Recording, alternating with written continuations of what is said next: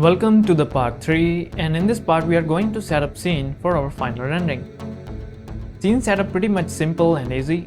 First we are going to create small cubes and circles for product base. Then we're gonna use these cubes and gonna set them as they are in render. So first place them in front and rotate a bit about 30 degrees on Z-axis, and then duplicate and mirror left side cube on the right. Then simply duplicate cubes to back and copy them above and rotate a bit, and just mirror everything on the other side.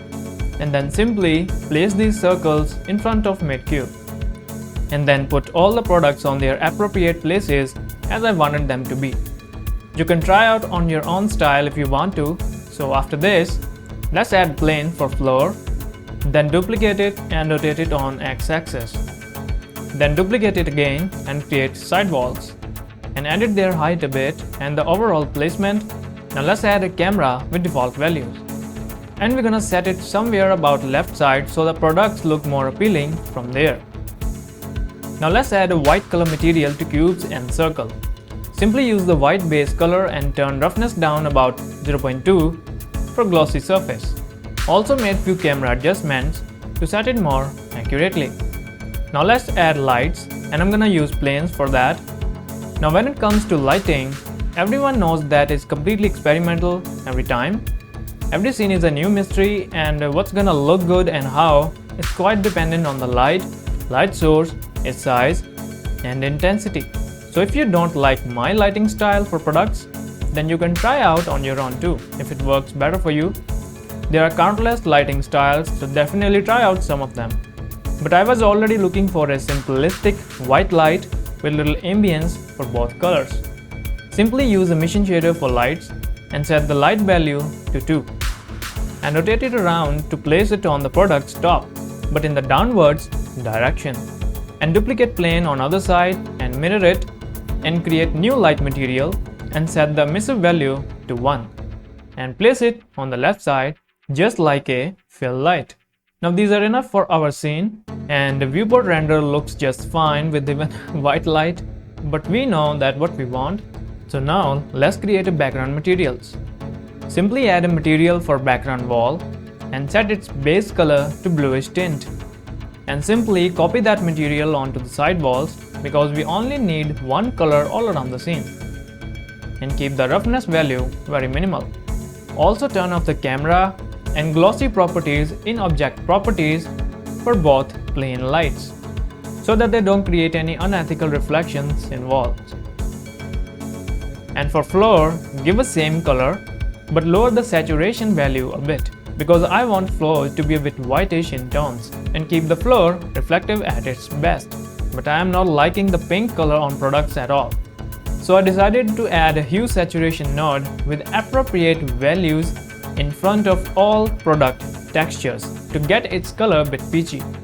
And now it looks good and ready to start render. But before that, let's activate object index pass in case we're gonna change color tones of any specific object later in composition. So simply go to view layer properties and activate object index pass. It will let us assign a specific number on objects in scene, and then let us edit its color tones in compositing. So how to add these numbers?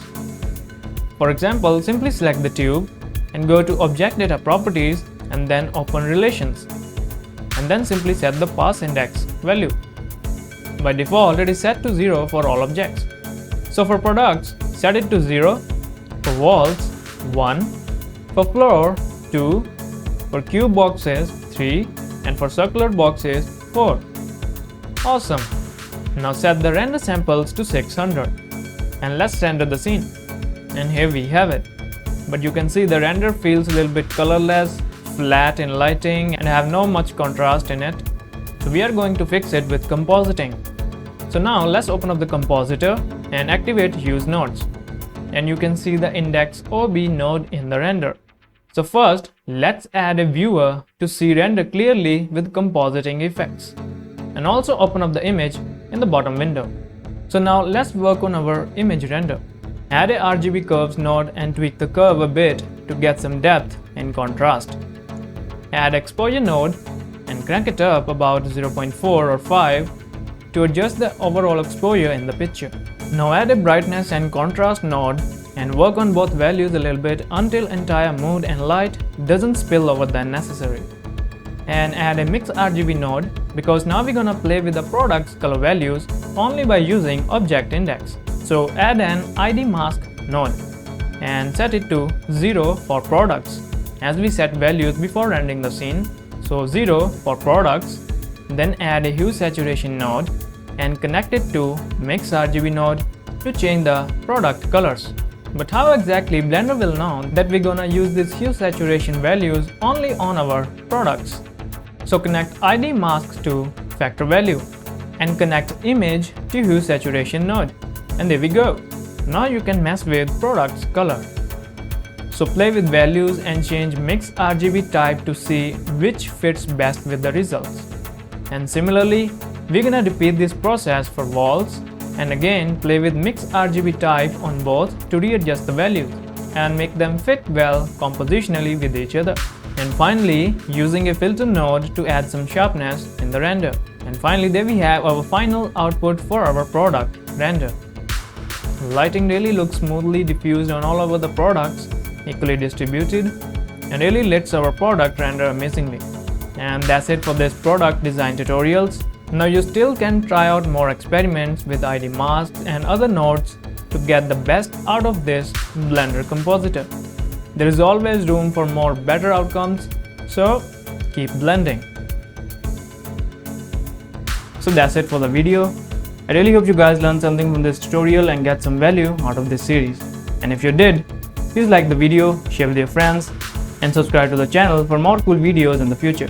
And if you have something to say or you wanna ask something about these tutorials, then please let me know in the comment section. I will get to that as soon as I possibly can. So thanks again for watching, and I'll see you guys next time. Bye for now.